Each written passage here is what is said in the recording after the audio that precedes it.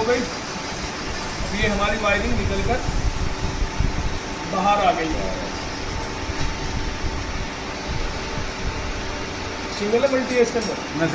Single है। तो इसके अंदर सिंगल, आप मेरा चश्मा रह गया था, तो इसके अंदर सिंगल डंडी के 1 mm के निकले हैं। इनको निकाल कर दिखाऊंगा अपने 2017 मॉडल पर।